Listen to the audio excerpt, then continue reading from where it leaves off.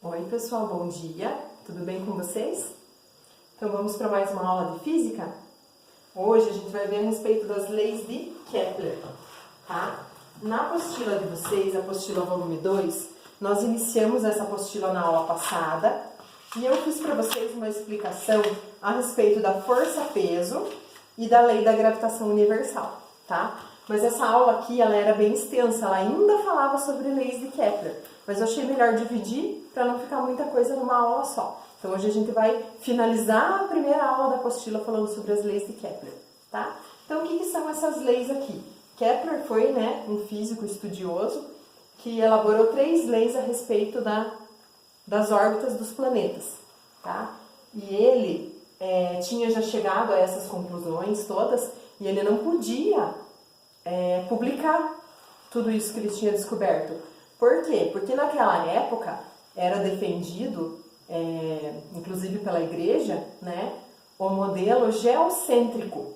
Que o que seria isso? Todos achavam que a Terra estava no centro do universo, A igreja católica naquela época tinha a Inquisição e eles diziam que como Deus criou o homem à sua imagem e semelhança, o homem tinha que ser a coisa mais importante que existia no universo e por isso a Terra tinha que ser o centro de tudo.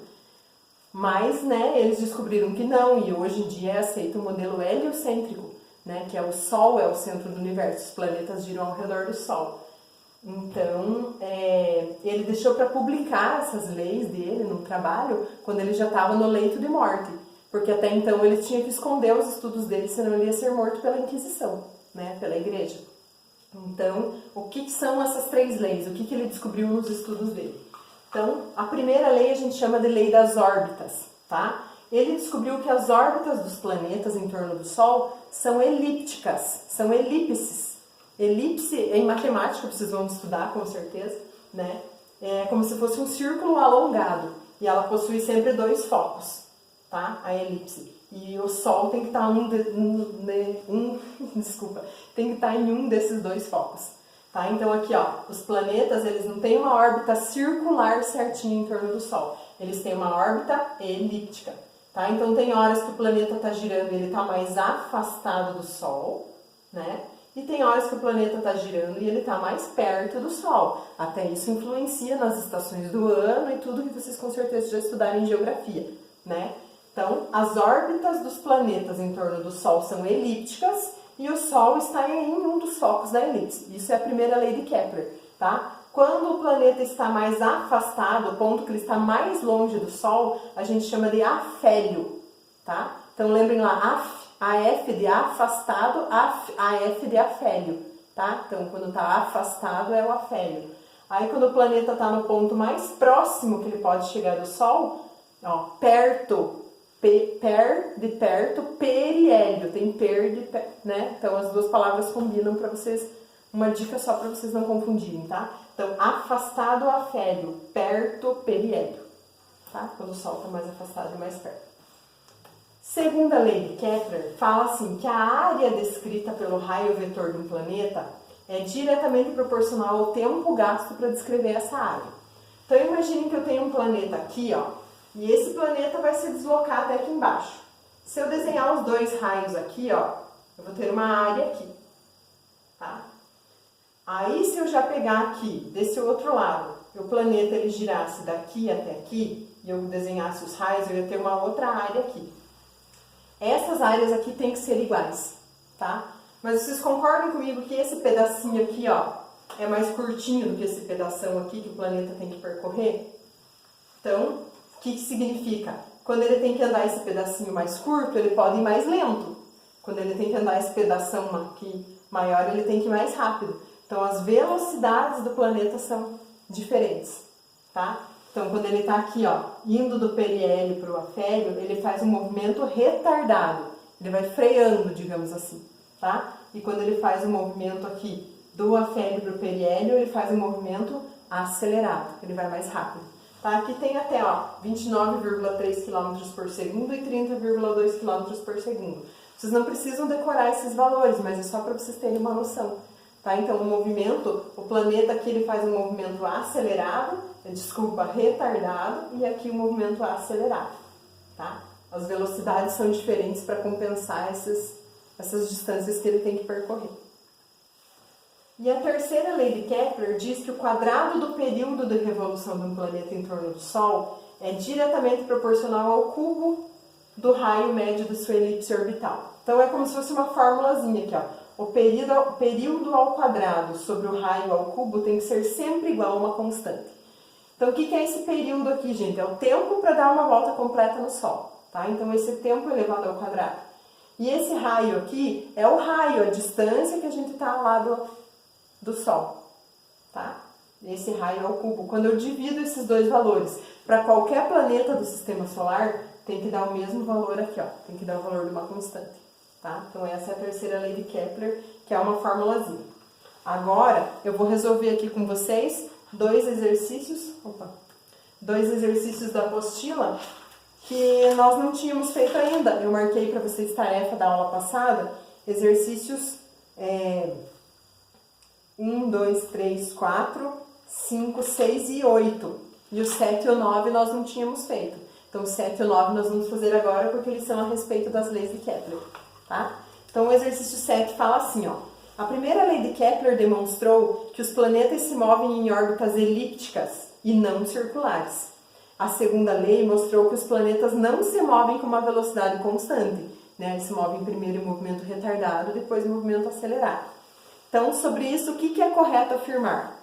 As leis de Kepler confirmaram as teorias definidas por Copérnico e são exemplos do modelo científico que passou a vigorar a partir da Alta Idade Média?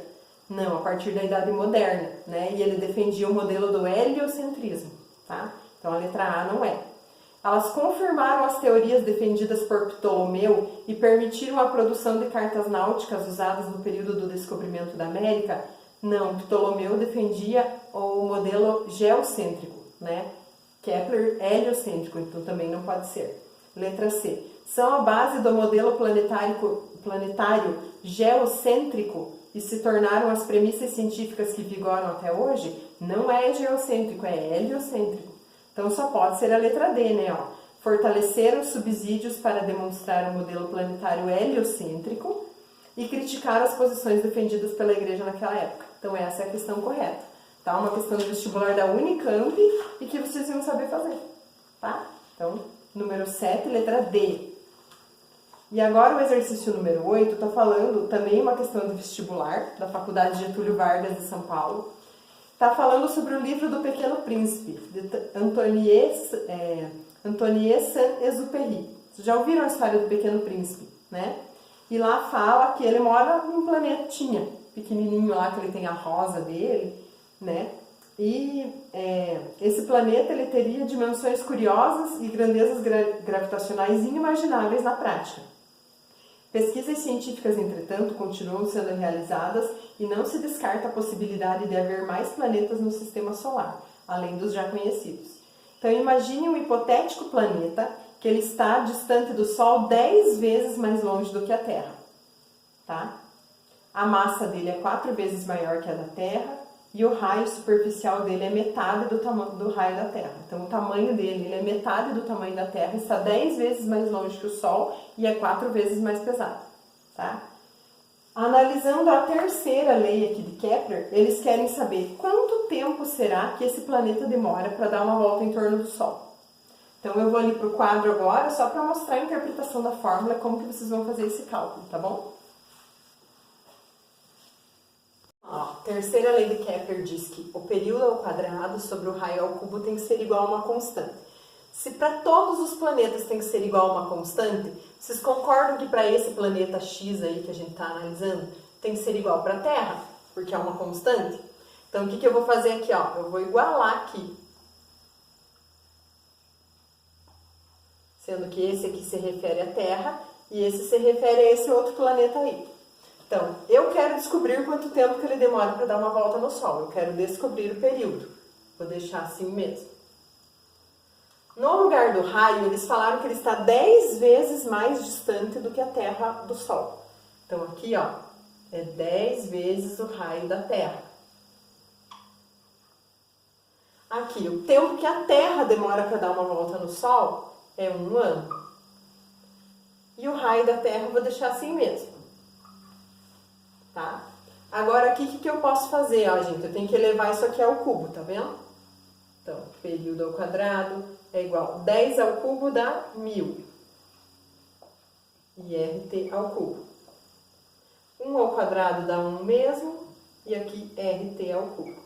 Posso cortar aqui, ó, que eu tenho igual dos dois lados. Esse 1000 vai passar para lá multiplicando, ó. Para eliminar esse quadrado, eu tiro a raiz. Raiz quadrada de 1000 vai dar aproximadamente 32. Então, ele demora aproximadamente 32 anos para dar uma volta no Sol. Vocês vão marcar o exercício de vocês. Letra E, tá bom? Finalizando assim a nossa aula. Então, copiem lá os dois exemplos que nós tivemos, tá? Façam anotações do caderno de vocês e qualquer coisa que precisarem, estou à disposição.